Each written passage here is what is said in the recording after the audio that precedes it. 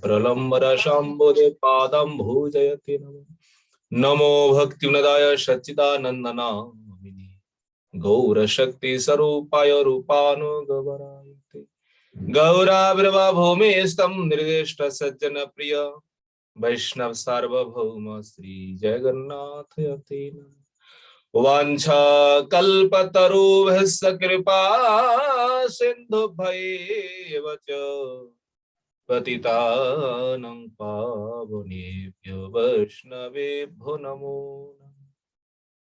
नमो महावदन्याय कृष्ण प्रेम प्रदायते कृष्णाय कृष्ण चैतन्य नाम्ने गौरतिषे नमो हे कृष्ण करुणा सिंधु दीनबंधु जगतपते गोपेश गोपिका कंत राधा कंत नमोस्तुते तप्त कांचन गौरांगी राधे वृंदावनेश्वरी वृषभानुसुते प्रणमामि हरिप्रिये वृन्दायै तुलसीदेव्यै प्रियायै केशवस्य च कृष्ण भक्ति प्रदे देवी सत्यवत्यै नमो नमः श्री कृष्ण चैतन्य प्रभु नित्यानंद श्री अद्वैत गदाधर श्रीवासादि गौर भक्त वृंद हरे कृष्ण कृष्ण कृष्ण हरे हरे हरे राम राम राम हरे हरे निताय गौर हरि हरि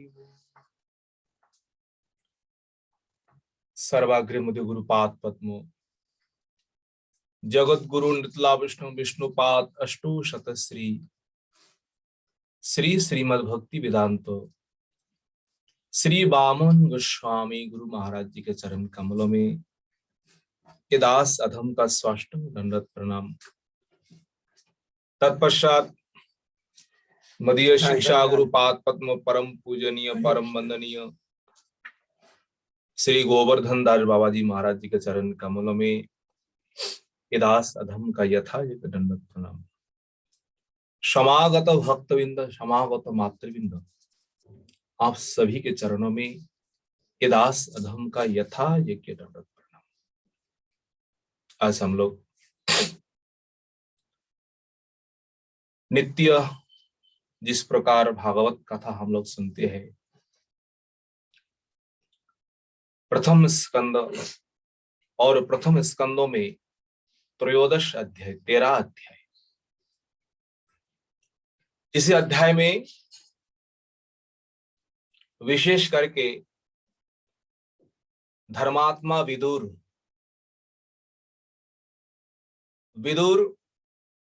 अपने भाई धृतराष्ट्र को उपदेश देंगे और इसी उपदेश के अनुसार धृतराष्ट्र गांधारी हिमालय गमन करेंगे। ये कथा का विषय है। सुत जी कहते हैं, हे सौनक आदि ऋषियों, केवल महाभारत संग्राम प्रारंभ होने वाला ही था, अभी शुरू हुआ नहीं। तो अब विदुर दुर्योधन के दुर्व्यवहार से अत्यंत खिन्न हो गए। दुर्योधन ने विदुर को इस प्रकार दुर्व्यवहार किया है। भारी सभा में विदुर हित उपदेश दे रहे हैं महाराज धृतराष्ट्र को, बस उसी के बीच में ये दुर्योधन विदुर को इस प्रकार अपमानित किए, जिस अपमानित के कारण विदुर सब कुछ, अपना धनुष, अपना जो कुछ भी है वही हस्तिनापुर में छोड़ करके तीर्थो यात्रा करने के लिए उन्होंने गमन किया। तीर्थ यात्रा में विदुर परम महाभागवत, परम भगवान के परम भक्त मैत्रेय ऋषि के साथ साक्षात्कार, और मैत्रेय ऋषि के पास आत्मज्ञान उन्होंने प्राप्त किया। और ये आत्मज्ञान मैत्रेय ऋषि को भगवान ने ही उपदेश दिया, और भगवान उपदेश देकर मैत्रेय ऋषि से यही बोला था, जब विदुर आएंगे, महात्मा विदुर, तब ये कथा विदुर को भी सुनाना। विदुर आत्मज्ञान प्राप्त करके तीर्थ भ्रमण करते करते जब हस्तिनापुर लौटे, और लौट करके देखा, क्या देखा? ना तो दुर्योधन है, ना तो कर्ण है, ना तो धृतराष्ट्र के 100 पुत्र में एक पुत्र है। सारे पुत्रों विनाश। महात्मा युधिष्ठिर धृतराष्ट्र को प्राप्त करके पुनः दर्शन पा करके अत्यंत प्रसन्न, उनका परिवार भी, सभी सदस्य अत्यंत प्रसन्न हुए, अत्यंत प्रसन्न हुए, और सबके नेत्रों से प्रेम की अश्रुधारा बहने लगी महात्मा विदुर जी को दर्शन करके। महाराज युधिष्ठिर विदुर जी का खूब सेवा किया, शुश्रूषा किया। शुश्रूषा करके, सेवा करके आराम से महाराज युधिष्ठिर ने पूछा, चाचा जी, अब तो हम लोगों को छोड़कर चले ही गए थे, आपके बिना हम सब अनाथ हैं। आप हम लोगों को जो बड़े बड़े विपद है, जो दुख आए थे, उस सभी विपदों से आपने ही उद्धार किए हैं चाचा जी। क्या आप जब हम लोगों को छोड़ के चले गए तीर्थ क्षेत्रों में, तीर्थ भ्रमण में, क्या कभी हम लोगों का स्मरण आता था? हे चाचा जी, आप तीर्थ भ्रमण में किस प्रकार अपना जीवन निर्वाह किया? आपने किस किस तीर्थों का आपने सेवन किया? कहां कहां गए? क्या क्या दर्शन किए? आप कृपा करके हम सबके सामने बताइए। जैसे घर संसारों में होता है, कोई अपना मालिक, कोई ताऊ दादा, कोई तीर्थ भ्रमण गए, जब भ्रमण करके आते हैं, सभी जो परिवार के लोग पूछते हैं, आपका कैसा है, भ्रमण में कोई दिक्कत तो नहीं हुआ है, आपने क्या क्या दर्शन किए? महाराज युधिष्ठिर कहते हैं, हे चाचा जी, आप तो भगवान के परम भक्त है, तो आपको तीर्थो यात्रा करने का क्या जरूरत है? भगवत बीदा भागवता तीर्थ भूत स्वयं प्रभो तीर्थी कुर्वन्ति तीर्थानि श्रान्तस्थेन गदाभृता। भगवद्गीता भागवता तीर्थो भूता स्वयं विभो तीर्थी कुर्वन्ति तीर्थानि स्व अंतः स्थेन गदाभृत। महाराज युधिष्ठिर कहते हैं, हे प्रभु, भगवद विधा, भगवद विधा, आप जैसे महात्मा हैं, आप जिस प्रकार महापुरुष है, भागवता, भागवत परमहंस जो महाभागवत है, परम वैष्णव कुल चुरामणि है, तो आप तो स्वयं तीर्थभूता, स्वयं आप तीर्थ स्वरूप है, आप स्वयं पवित्र है, तो आप स्वयं तीर्थभूत होकर के, स्वयं तीर्थ स्वरूप होकर के आपको तीर्थ जाने का क्या प्रयोजन है, क्या जरूरत है। देखिए, ये महात्मा लोग जो है तीर्थो यात्रा पुण्यों के लिए, पाप नष्टों के लिए, महात्मा लोगों का तीर्थो दर्शन नहीं है, तीर्थो गमन नहीं है। महात्मा लोग जो भगवान के परम भक्त है, संत है, जब वृंदावन धाम आते हैं, वृंदावन में आकर के उन महात्माओं के मन में एक ही अभिलाष है। क्या अभिलाष? भगवान को हम दर्शन करेंगे, भगवान किस किस स्थानों पर कैसा कैसा लीला किया है, उन लीला स्थली को दर्शन करके, उन लीला स्थलियों को स्मरण करके भगवान का परम भक्त परम आनंद प्राप्त करते हैं। पाप नष्ट करने के लिए नहीं है, पुण्य संचय करने के लिए नहीं है। ये भी है, ये अभक्त लोग जो है, पापात्मा लोग जो है, नास्तिक लोग जो है, जब धाम में आते हैं, धाम में आते ही उन सभी पापात्माओं का, सभी पाप लोगों का पाप जो है धाम में सब इकट्ठा होता है। तब धाम भी कभी कभी मलिन प्राप्त होता है। इन मलिन प्राप्त तीर्थों को पुनः पवित्र करने के लिए, पुनः परम पवित्र करने के लिए भगवत की जो, भगवान की जो परम भक्त है, भगवान की इच्छा से उसी धाम में आकर के धाम को पवित्र करते हैं। महाप्रभु वृंदावन आए, कारण क्या था?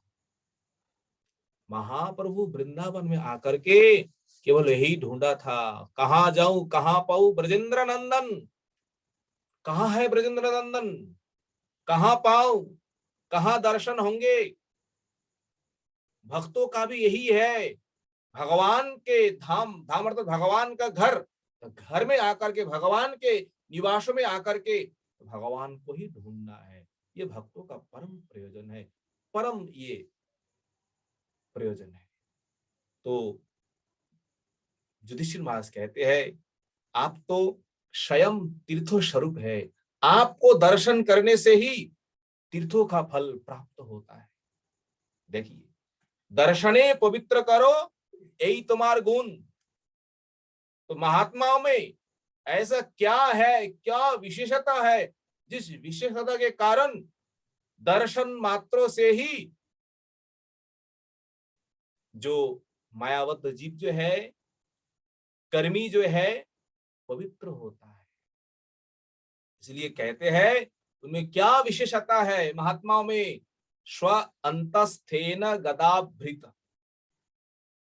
स्व अंतस्थेन गदाभृता, गदाभृता जो गदाधारी जो है, गदाधारी भगवान जो है, उन महात्माओं के अंतस्थेन, हृदय में साक्षात रूप में निवास है, साक्षात रूप में भगवान वास कर रहा है।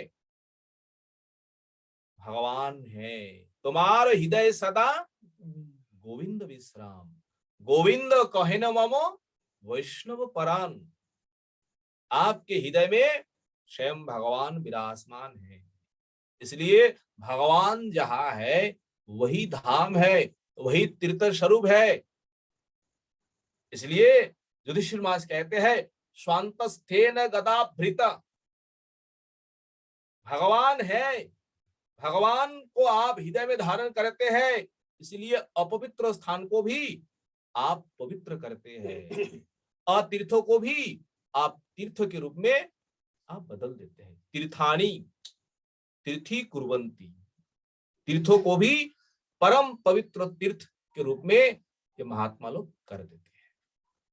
इसलिए कहे भगवत विदा भागवता तीर्थभूत स्वयं प्रभो तीर्थि कुर्वन्ति तीर्थानि स्वांतस्थेन गदाभृत। गदाधारी भगवान महात्माओं के भीतर, संतों के भीतर साक्षात रूप में विराजमान है, इसलिए महात्मा लोग जहां जाते हैं वही तीर्थ स्थान, जहां नाम संकीर्तन वही वृंदावन, जहां साधु संत वही वृंदावन। आगे कहते हैं हे परम महाभागशाली, युधिष्ठिर महाराज कहते हैं विदुर जी से, आप तो कृपा करके ये बताइए, आप जब तीर्थ भ्रमण करते समय हमारा परम हितौषी जो यदुवंशी जो है, वो यदुवंशी सुख पूर्वक है, तो क्या उन यदुवंशियों को आप दर्शन किए? उन यदुवंशी वृष्णिवंशी कुशल तो है ना? आप कृपा करके वो बताइए। क्या बताइए? यदुकुल के बारे में आप बताइए कि यदुकुल किस प्रकार है वर्तमान। विदुर जी ने सब सुना, सुन करके किस प्रकार तीर्थ यात्रा किए, कहां पर क्या दर्शन किए, जो जो उन्होंने अनुभव किया है, सारे घटना महाराज युधिष्ठिर के सामने वर्णन किया। पर वर्णन तो किया है, पर एक घटना विदुर ने खोल करके नहीं कहा। वो एक घटना क्या है?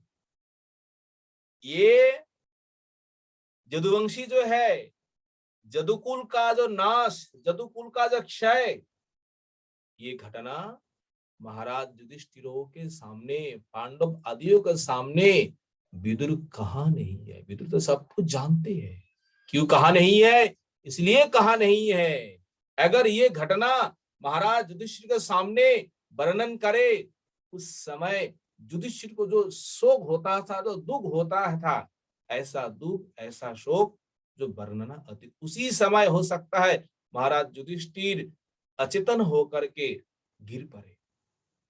इसलिए विदुर जी सब कुछ कहते हुए उन्होंने जो जादव वंश जो नाश, ये नाश के बारे में उन्होंने वर्णन किया नहीं है। ये विदुर, विदुर कौन है? और विदुर अपने धृतराष्ट्र बड़े भाई को उपदेश प्रदान करेंगे। ये तो कैसा बात है, छोटा भाई होकर के बड़ा भाई को उपदेश करेंगे। देखिए, धृतराष्ट्र बड़ा भाई है और विदुर छोटा भाई है। विदुर कोई ऐसा तैसा व्यक्ति नहीं है। विदुर साक्षात जम महाराज है, जम महाराज का ही अवतार है। और विदुर मांडव्य ऋषि के अभिशाप से उन्होंने दासी पुत्रों के रूप में इस धराधाम में 100 साल तक रहा। जब महाराज 100 साल रह करके उन्होंने ऐसे पांडवों के साथ उन्होंने इस प्रकार लीला की। आप लोग जानते ही है, मांडव्य ऋषि ने विदुर जी के क्यों अभिशाप किया है? कारण है, महाभारतों में है, अन्य पुराणों में है। एक समय क्या हुआ है, राजा का जो लोग जो है चोर का पीछा किया। तो चोर भागते भागते जंगल में गए और जंगल में जाकर के ये मांडव्य ऋषि का आश्रम जो था उन आश्रम के बगल में ही आसपासों में ही छिप गए और राजा के लोग जाकर के उसी आश्रम में ही सभी चोरों को पकड़ लिया। और जैसे चोरों को पकड़ लिया तो राज कर्मचारी का यही भावना था, भाई ये भी जो आश्रम में जो है ये भी चोर है, क्योंकि चोर आकर यही बैठ गए तो चोरों के साथ महात्मा मांडव्य ऋषि को भी पकड़ करके राजा के पास लाए। विचार हुआ है, राज दरबार में चोरी किया है, राजा ने एक ही दंड दिया है, सभी चोरों को सूल में चढ़ाई। चोरों के साथ महात्मा मांडव्य ऋषि को भी शूल में चढ़ाया। चोर तो साधारण व्यक्ति था, वो 1-2 मिनट में ही 1 घंटे में ही सारे चोर तो मर गए, पर ये ऋषि 1 दिन 2 दिन 3 दिन हो गए, 4 दिन हो गए, फिर भी वो जैसे ऐसे ही है। वो शूल के ऊपर वो तप कर रहा है, ध्यान में है। राज कर्मचारी आकर राजा से कहा, महाराज जी सभी चोर तो मर गए पर एक चोर अभी जिंदा है, वो शूल के ऊपर बैठ करके ध्यान में है। राजा सुन करके आश्चर्य हुआ, चोर शूल के ऊपर अभी भी बैठा हुआ है। राजा आए, आकर के देखा वास्तव में ये तो कोई साधारण ना तो चोर है ना तो और कोई है। तब राजा ने अपना गलती राजा को मालूम पड़ा, तब ऋषि के चरणों में उन्होंने क्षमा मांगा। ऋषि ने कहा, महाराज तुम्हारा कोई दोष नहीं है। तो इन सब राज कर्मचारियों ने अनेक प्रयास किया वो शूल निकालने के लिए, पर शूल शरीर से नहीं निकला। जहां तक नहीं निकला वहीं तक राज कर्मचारियों ने अस्त्रों के द्वारा काट करके बाकी लोहे खंडों को फेंक दिया। तो जो लोहे खंड ऋषि के शरीर में है, इस लोहे खंड रहने के कारण ऋषि का और एक नाम है अनी मांडव ऋषि। अनी शब्द का अर्थ होता है लोहे। जिनके शरीर में लोहे के खंड है वो अनी मांडव ऋषि है।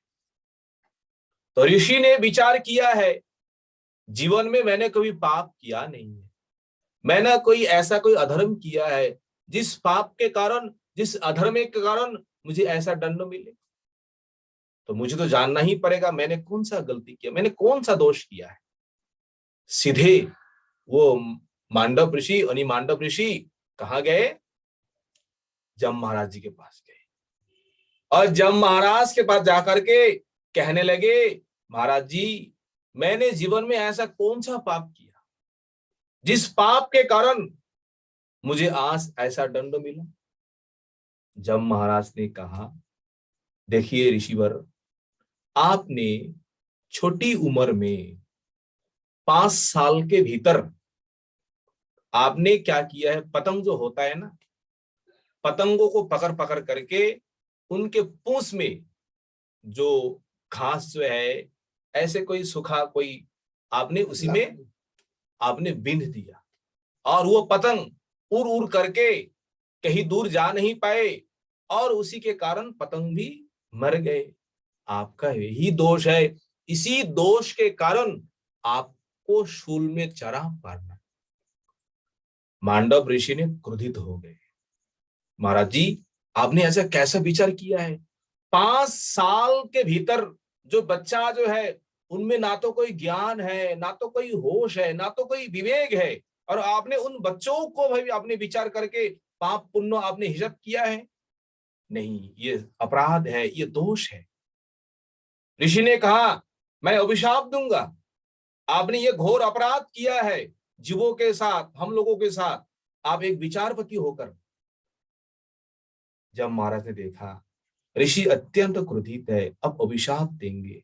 जब महाराज ने कहा, ऋषिवर आप अभिशाप तो देंगे, 3 अभिशाप छोड़ करके बाकी जो आपके मन में इच्छा है वो अभिशाप हमें दीजिए। तो तीन क्या क्या है? एक, मुझे राजा नहीं होना चाहिए, और दो, दासी पुत्र मुझे कभी नहीं होना है, और तीन, शूद्रो कुल में मुझे कभी जन्म नहीं लेना। इन तीनों में अनेक दोष है, इन तीनों में अनेक दुख है, कष्ट है। जीवन में दुख ही दुख है, कष्ट ही कष्ट है। जो राजा होता है, जो दासी पुत्र है, और जो शूद्रो कुल में जिनका जन्म है, उस समय मांडव्य ऋषि क्रोध के कारण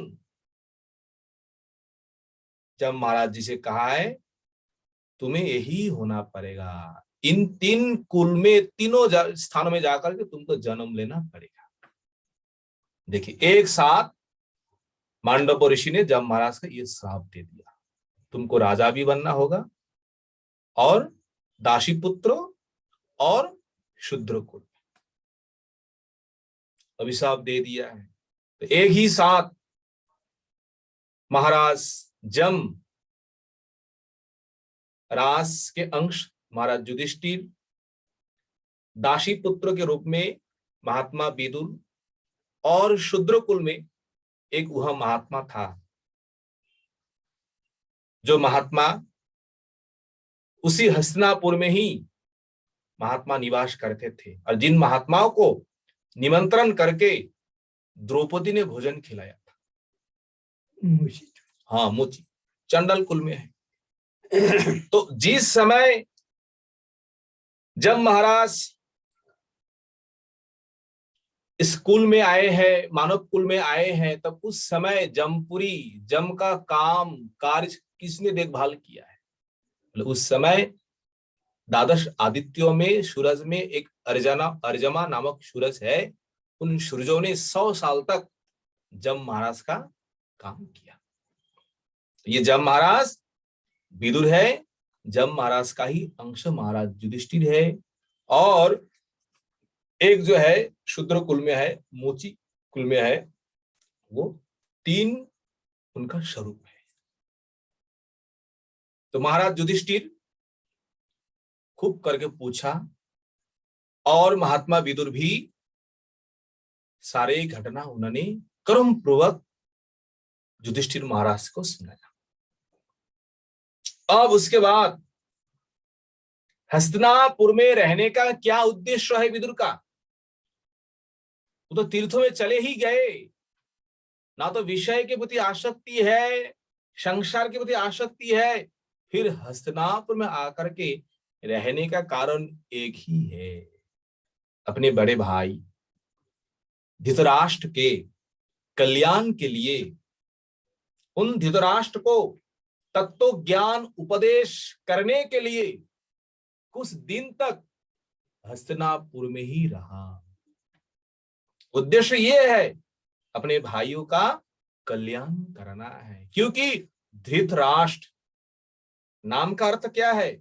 धृतम राष्ट्रम यस्य इति धृतराष्ट्र, जिनके हृदय में भरा केवल राष्ट्र ही है। राष्ट्र होता है ये संसार, ये देश, ये मेरा है, ये मेरा है, ये मेरा पुत्र है, ये मेरा नहीं है। वही धृतराष्ट्र है, जिनके हृदय में कामना वासना ही भरा हुआ है, वो संसार में धृतराष्ट्र का ही स्वरूप है। तो ऐसे धृतराष्ट्र को अगर सत्संग ना मिले, तत्व ज्ञान ना मिले, तो संसार से कैसे मुक्त हो पाएंगे? तो जब विदुर हस्तिनापुर में रहने लगे, तब महाराज युधिष्ठिर भी प्रेम के साथ विदुर के सेवा और अपने प्रजा पालन कर रहे हैं, आनंद के साथ। धृतराष्ट्र भी है, विदुर भी है, अब आनंद के साथ प्रजा पालन करने लगे। और एक दिन महात्मा विदुर महाराज धृतराष्ट्र से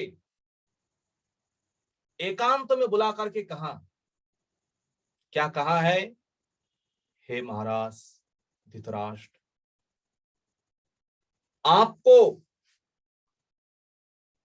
क्या करना है? बोले, आपके लिए जो मृत्यु भय जो है, वो मृत्यु भय आपके सामने ही है।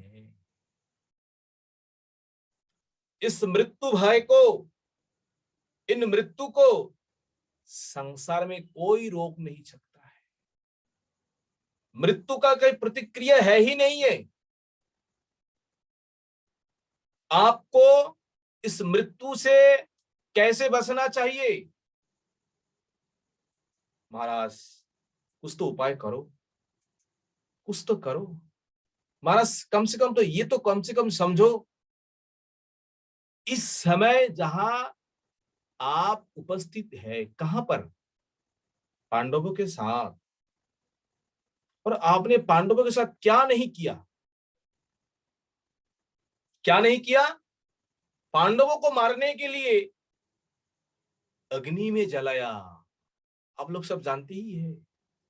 पांडवों को मारने के लिए आपने बीजदान किया था। और सभा में जिनकी पत्नी द्रौपदी को भारी सभा में अपमानित किया गया,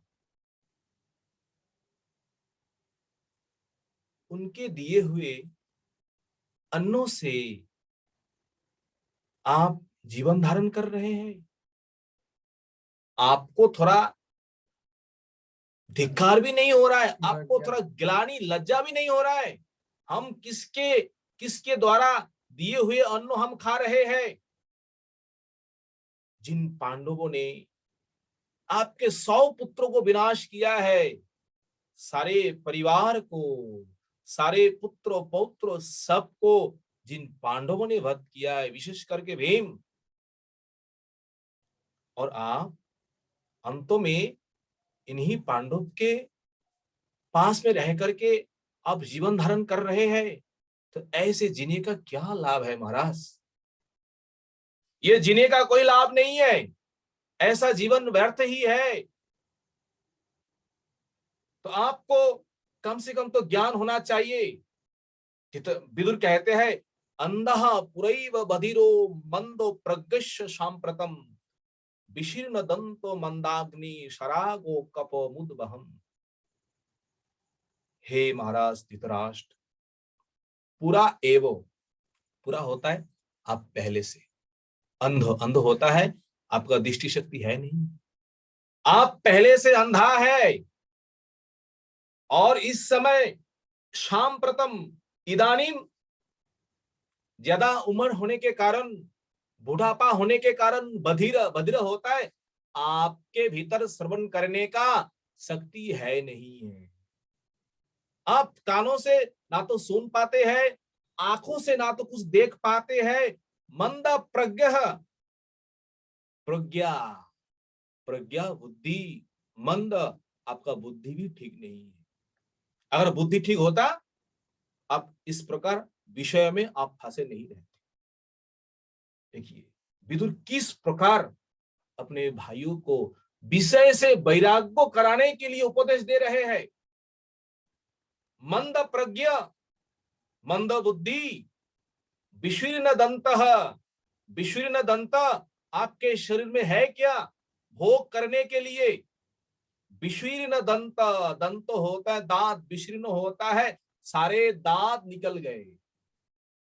मंदाग्नि, जठर अग्नि जो है ना, आप भोजन करेंगे, भोजन करने के बाद भीतर में जो अग्नि है, उस अग्नि को, अग्नि ही सारे भोजन को पचाते हैं। और बुढ़ापा में ये अग्नि भी मंद हो जाता है, मंदी में अग्नि में भी शक्ति कम हो जाता है। बुढ़ापा में आपका यही दशा है। कफ, वात, पित्त, कफ, इससे शरीर में आपका परिपूर्ण है। फिर भी स्वराट कुटुंबेशु राज्येशु स्वराग राग होता है, फिर भी इन विषय के प्रति आपका आसक्ति नहीं गए। विदुर कहते हैं। इसी श्लोक के अनुवाद शंकराचार्य ने क्या कहा, ऐसा ही श्लोक है। अंगम गलितम पलितम केशम दशन विहीन जात तुंडम वृद्धो जाति गृहीत्वा दंडम तदपि न मुंचति आशा पिंडम। हे मन, अंगम गलितम शरीर बुढ़ापा हुआ, पलितम केशम ये सारे बाल सफेद हुआ, दशना विहीन जात तुंडम मुंह में एक भी दांत नहीं है, आप बुढ़ापा हुआ है, चल नहीं पा रहा है, गृहीत्वा दंडम, इतने परिवर्तन होने के बाद भी तदपि न मुंचति आशा पिंडम, आपको धिक्कार है महाराज। अब अपने आंखों के सामने इतना कुछ देखे हुए है, फिर भी इस संसार के प्रति अब आसक्ति छोड़ नहीं पा रहा है। तदपि न मुंचति आशा पिंडम, विदुर वही कह रहे स्वराग, फिर भी आप इस विषय के प्रति, इन संसारों के प्रति, इन पांडवों के प्रति आपका आसक्ति है। अहो महिषी जंतुर जीविताशा जया भवन, भीमाप वर्जितम पिंडम मादत्ते गृहपालव। विदुर जी खूब करके फटकार लगा करके कह रहे अहो, अहो होता है आश्चर्य, किया क्या आश्चर्य है महाराज धृतराष्ट्र। जंतो हो जीविताशा महिषी, जंतो हो, प्राणियों को, जीवों को जीवित रहने का क्या इच्छा है, क्या इच्छा, बलवान इच्छा है।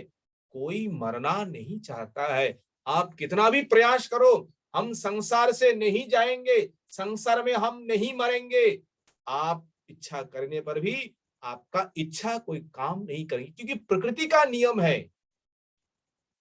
जया जीविताया, जीवितायाशया भवान भीमाप वर्जितम पिंडम गृहपालवत आदत्ते। आप जीवित रहने के लिए, संसार में रहने के लिए आप किस प्रकार जीवन धारण कर रहे इस समय में, अंतिम समय में। भवान, भवन होता आप, भीमा अपवर्जितम पिंडम गृहपालवत आदत्ते। देखिए बड़ा भाई को किस प्रकार विदुर ने, उन्होंने निंदा किया है। ये निंदा निंदा नहीं है, ये कोई मात्सर्य नहीं है, यह कोई हिंसा नहीं है। ये भवरोगी के लिए महान औषध है, ये महान, ये दवाई है। आप गृहपालवत, गृहपालवत आप कुत्ते के समान, देखिए कुत्ते तक भी कह दिया है महात्मा विदुर। कुत्ता जैसा अपने मालिक जिस प्रकार सब कुछ खाने के बाद, सब कुछ करने के बाद जो कुछ बचते हैं ये झूठा मोटा रास्ता में डाल देते हैं, और कुत्ता वही खा करके परम सुख मानते हैं। हमारे प्रभु हमारे लिए क्या नहीं करते। भीमसेन ने उसी प्रकार आपको, ये पिंडा, पिंडा होता है ऐसे रास्ते में जैसे फेंकता है ना, उसी प्रकार आपको भोजन देते हैं। तुम्हें लज्जा भी नहीं होता है। भीम ने तुम्हारे साथ ऐसा कुछ किया है, तुम्हारे 100 पुत्र को नाश किया है, और भीम के दिया हुआ पिंडो जैसा ऐसा तुम आहार खा करके, भोजन करके तुम चाहता है हम और दिन जिएंगे। नहीं, 100 पुत्र चले गए कोई बात नहीं है, ये भी तो मेरा भाई का पुत्र है ना, ये भी तो अपने पुत्र के समान ही है ना। तो पुत्र के समान अगर अभी मान रहा है तो पहले क्यों नहीं माना। मैंने कभी कहा था एक पुत्र को छोड़ो, एक पुत्र को छोड़ने के बाद तुम्हारा जो बाकी पुत्र सब बच जाएंगे। तुमने एक पुत्र के प्रति आसक्ति नहीं छोड़ पाए, सारा पुत्र विनाश हुआ है। आप इन शत्रु के साथ आप क्या कर रहे हैं। कहा है पिंड मादत्ते गृहपालवत, अब कुत्ते के समान पांडवों के घर में रह करके अपना जीवन धारण कर रहे हैं। महाराज इसी समय अब घर से निकल जाए, विलंब मत करना, विलंब बिल्कुल नहीं करना है। देखिए महात्माओं की कैसा उपदेश है। अरे सुख भोग तो आपने बहुत कुछ किया है, बहुत कुछ देख लिया है, अंतिम समय कुछ समय के लिए तो भगवान का जाकर भजन करो। घर में रहने का कोई जरूरत नहीं, इसी समय घर से निकाल जाइए। देखिए 2 प्रकार सन्यासी है, धीर नरोत्तम। इसी अध्याय में कहा गया है धीर सन्यासी का लक्षण क्या है और नरोत्तम सन्यासियों का लक्षण क्या है। पहले कहेंगे धीर सन्यासी। धीर सन्यासी का लक्षण क्या है। धीर सन्यासी का लक्षण है गतो स्वार्थम मिमम देहम विरक्त मुक्त बंधनः अभिज्ञात गतिर्जयत् सवै धीर उदाहृता। गत स्वार्थ मिमम देहम विरक्त मुक्त बंधनः अभिज्ञात गतिर्जयत् सवै धीर उदाहृता। विरक्त संसार को देख करके, संसार को अनुभव करके, संसार को भोग करते करते जिनके मन में विरक्त हुआ है, विरक्त अर्थात आसक्ति शून्य हुआ है, अरे ये संसार है, संसार का ऐसा गति है, विरक्त हुआ है। और जिनके मन में आसक्ति शून्य है, आसक्ति शून्य हुआ है, मुक्त बंधन, संसार में वही मुक्त बंधन है, बंधन उनके लिए छूट गए। अभिज्ञात गति, अभिज्ञात गति यह अर्थात अभिज्ञात जिनके लिए आसक्ति शून्य, बंधन नष्ट हुए हैं, वो महात्मा अभिज्ञात गति, और संसार छोड़ करके किधर चलेंगे, कहां जाकर के रहेंगे, उनका कोई उद्देश्य नहीं है। किस लिए संसार छोड़ रहा है, कहां जाकर के रहेंगे, इन वैरागियों के लिए, इन महात्माओं के लिए ऐसा कोई उद्देश्य नहीं है। इसलिए कहा अभिज्ञात गति, न विज्ञात गति, अभिज्ञात गति होता है गमन, यह गत स्वार्थम देहम जयहा, और गत स्वार्थम, गत स्वार्थम जिनके मन में ना तो कोई कामना है, ना तो कोई वासना है, धर्म पाने के लिए, यश पाने के लिए, इहलोक में परलोक में कोई कामना नहीं है, कामना शून्य होकर के वन जंगल में जाकर के बैठ करके अपने सामर्थ्य के अनुसार भगवान का ध्यान धारणा करके जो शरीर को त्याग करते हैं, ये महात्मा ही धीर सन्यासी कहा जाता है। उनका उद्देश्य कहा नहीं है हम किधर चलेंगे, कैसे करके भगवान का भजन करेंगे, वो भी उद्देश्य नहीं है। वन में चले गए, वन में जाकर के अगर सिद्ध महात्माओं का संग हो जाए तो उनका और उन्नत है, अगर नहीं है फिर भी जो उनका वैराग्य हुआ है, बंधन मुक्त हुआ है, फिर भी जाकर के जो कुछ करेंगे उससे भी उनका कल्याण है, मंगल है। और ये जो धीर सन्यासी है, ये धीर सन्यासी का लक्षण ये महात्मा ये धृतराष्ट्र के पास ही आएंगे, क्योंकि धृतराष्ट्र जिस समय संसार को छोड़ेंगे उनका अवस्था यही था, पहले से इनका निर्धारण नहीं था हम संसार छोड़ के चले जाएंगे। संसार को देख देख करके संसार के प्रति आसक्ति शून्य हुआ है, और बंधन को छोड़ करके जो भाग जाएंगे, किधर जाएंगे वो भी कोई ज्ञान नहीं है। धृतराष्ट्र वो भी उन्होंने मन में सोच नहीं पाए हम किधर जाएंगे, कहां जाकर के हम शरीर को त्याग करेंगे। ये है धीर सन्यासियों का लक्षण।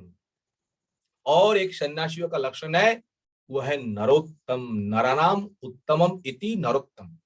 तो नरोत्तम सन्यासी का लक्षण क्या है, यह स्वकात परतो वेह या तो निर्वेद आत्मवान हृदय कित्वा हरिं गेहात प्रव्रजेत स्व नरोत्तम।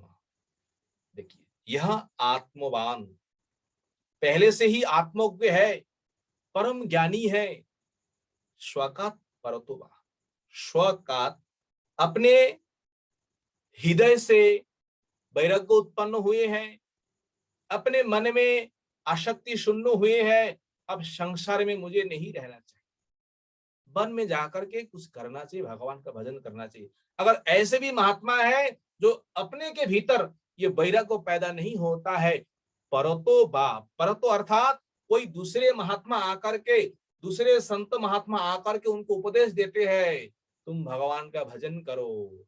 अगर अपने हृदय से नहीं है, किसी के उपदेश के द्वारा जिन महात्माओं के भीतर वैराग्य उत्पन्न होते हैं, यह जातो निर्वेद, यह अर्थात इस संसार में जातो निर्वेद, जातो निर्वेद, निर्वेद अर्थात वैराग्य, परम वैराग्य उत्पन्न हुआ है। ऐसे महात्मा क्या करते हैं, इनका उद्देश्य है हम वन में जाकर के क्या करेंगे, हरिम हृदय कृत्वा यहाँ प्रव्रजेत, हरिम हृदय कृत्वा, हरिम, हरिम भगवान श्री हरि को हृदय अपने हृदय में स्मरण करता हुआ भगवान का हम भजन करेंगे, ये संकल्प करके गेहात प्रव्रजेत, अपने घर से संन्यास चले जाते हैं, वन में चले जाते हैं। इस भावना के अनुसार जो महात्मा वन में चले जाते हैं, स्व नरोत्तमा, वह नरोत्तम सन्यासी कहा जाता है। ये धीर सन्यासी, नरोत्तम सन्यासी का लक्षण विदुर ने धृतराष्ट्र के सामने कहा। ऐसे उपदेश देते देते महात्मा विदुर कहे, भैया आप इसी समय किसी को कहे बिने आप घर से निकाल जाइए उत्तर दिशा की ओर, वहां जाकर के आप भगवान का भजन करिए। अगर घर नहीं छोड़ेंगे, आगे जो समय आने वाला है ये अत्यंत भयंकर समय है, आपको और ज्यादा से ज्यादा कष्ट आपको होंगे, इसलिए इसी समय आपको घर से निकल जाना चाहिए। ऐसे करके जिस प्रकार विदुर ने धृतराष्ट्र को उपदेश दिया है, धृतराष्ट्र को उन्होंने संसार के बारे में जिस प्रकार उन्होंने तत्व ज्ञान दिया है, इस तत्व ज्ञान के द्वारा धृतराष्ट्र के हृदय में वैराग्य उत्पन्न हुआ है, जिस वैराग्य के कारण धृतराष्ट्र उसी समय सब कुछ छोड़ करके रात्रि में घर से निकल चले। जब धृतराष्ट्र निकाल चले, उनकी पत्नी पतिव्रता गांधारी, वो कहा जाएगी, पति का अनुगमन किया है। तो धृतराष्ट्र अंधा है, गांधारी भी अंधा है, तो दोनों किधर चलेंगे? तो इन दोनों के लिए तो एक चक्षुष्मान व्यक्ति चाहिए।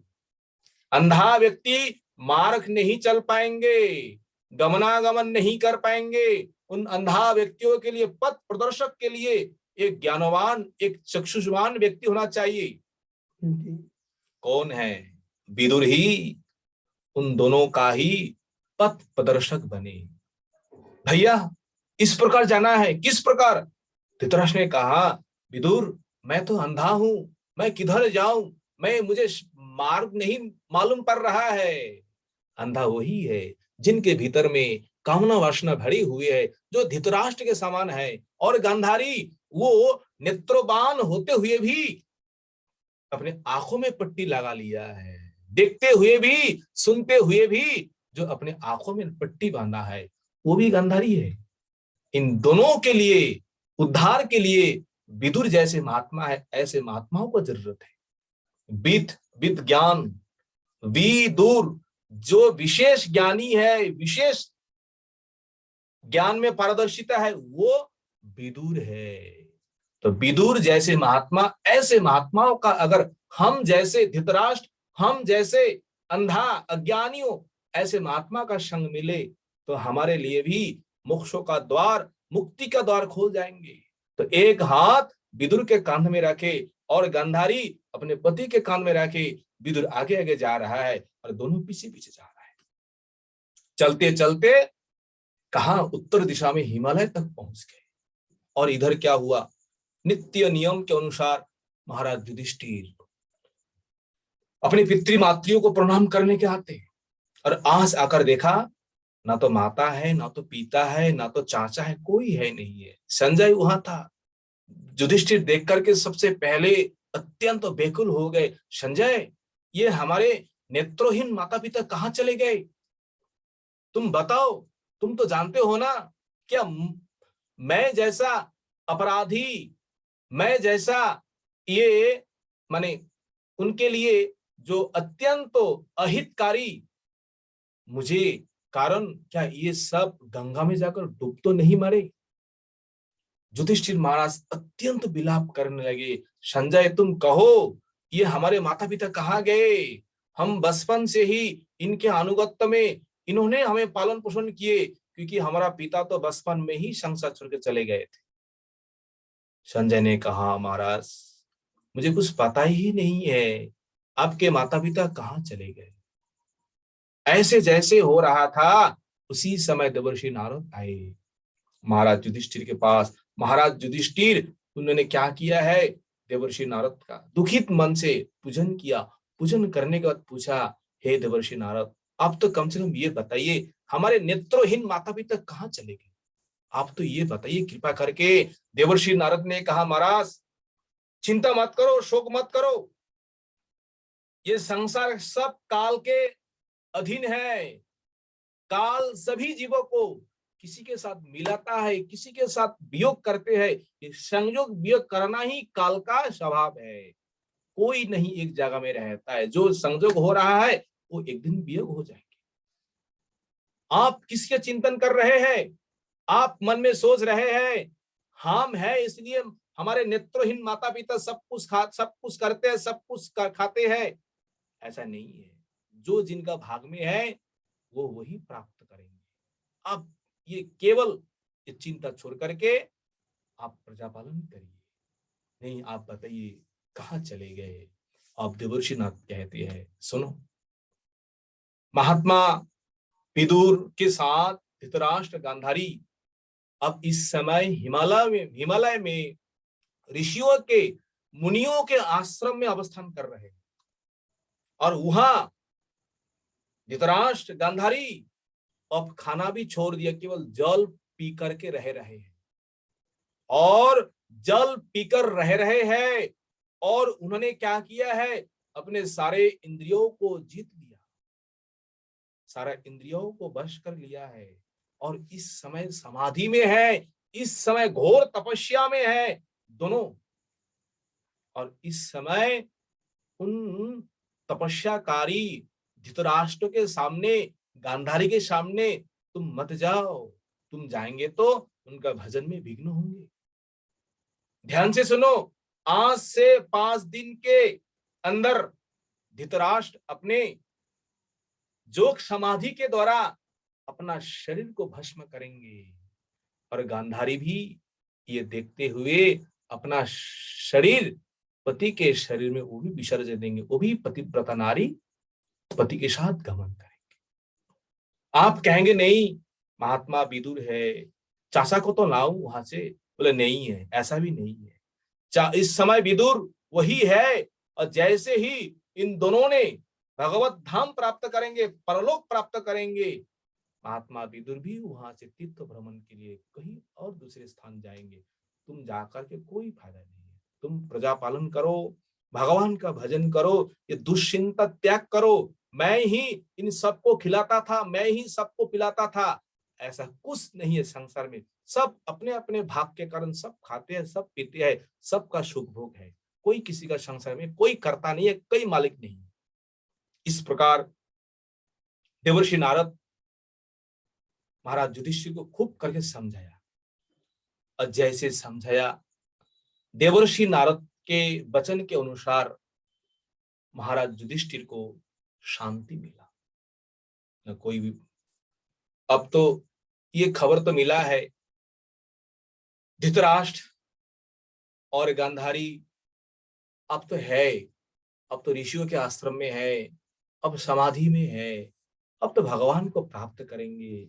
ये सुन करके महात्मा युधिष्ठिर को खूब आनंद हुआ। और अब आनंद के साथ आप प्रजा पालन कर रहे हैं। और देवर्षि नारद भी चले गए और पितामह भीष्म भी प्रजा पालन कर रहे। उधर 5 दिन के अंदर महात्मा धृतराष्ट्र अपना शरीर को जलाया और उसी अग्नि में गांधारी भी प्रवेश किया। और ये देखते हुए महात्मा विदुर भी वो स्थान छोड़ करके और कहीं तीर्थ यात्रा में चले गए। यह अध्याय यही पर समाप्त है। समय भी हुआ है। वांछा कल्पतरुभ्यश्च कृपा सिन्धुभ्य एव च पतितानां पावनो वैष्णवेभ्यो नमो नमो। हरे कृष्ण कृष्ण कृष्ण हरे हरे, हरे राम राम राम हरे हरे। सभी भक्तों से निवेदन है, अगर कोई भूल त्रुटि है तो आप सभी भक्तों कृपा करके क्षमा कर दीजिए। जय योगीराज महाराज की जय। हरे जय कृष्ण। परम पूज्यपाद श्री श्रील गोवर्धन दास जी महाराज की जय। जय हरिदास ब्रह्म की जय। अपूर्व कथा प्रभु जी, आपका कथा सुनने का बाद और ये जो नारद ऋषि का जो अपने कथा बोले हैं, ये सब कुछ भगवान हम लोग के लिए कर रहे हैं, फिर भी हम लोग अपने आप को कर्ता समझते हैं और दुश्चिंता में डूबे रहते हैं। तो मैं आपका ये कथा सुन के मुझे लगता है हम सभी को कुछ प्रेरणा मिला दुश्चिंता से मुक्त होने का। अब मैं भक्तजन से आप रिक्वेस्ट करता हूँ, आप अपना हैंड रेज करिए और किसी का कोई क्वेश्चन है, देखिए आप लोग अगर क्वेश्चन करेंगे तो हम लोग को बड़ी कृपा होगा। महाराज बैठे हुए हैं, प्रभु जी बैठे हुए हैं, so that will help us a lot। आप अपना वीडियो ऑन करके भी अपने हाथ ऐसे उठा सकते हैं। किसी का कोई प्रश्न है?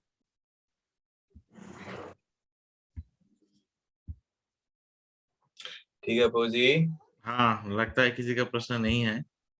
ठीक है महाराज, आपको हम निवेदन कर सकते हैं, आप जय ध्वनि दीजिए, उसका पूर्वक हम लोग कथा समापन।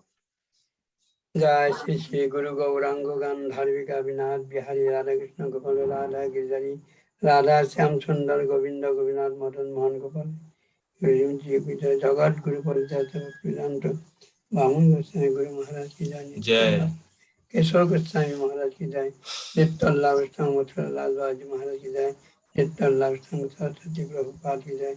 नित्याल्लाह गोस्वामी गोरखदास महाराज की जय। सच्चिदानंद भक्तिवेदांता गुरु की जय। परमहंस श्री जगन्नाथ बाबा जी महाराज की जय। नमाचार्य हरिदास ठाकुर की जय। साई गोस्वामी की जय। जगन्नाथ बलराम सुभद्रा जी की जय। नृसिंह भगवान की जय। भक्तोलाल महाराज की जय। नवद्वीप धाम मायापुर धाम जगन्नाथ मिश्र शशि माता गौर हरि की जय। वृंदावन धाम मथुरा धाम श्याम कुंड राधा कुंड गिरिराज गोवर्धन काली निजम मावन राजवन की जय। गोविंद गोपीनाथ मदन मोहन उन्नान टोकरी वैष्णव हरिनाम संकीर्तन कोलकाता गंगा जमुना देवी तुलसी महाराज जय भक्ति राम महाराज के भक्ति जय।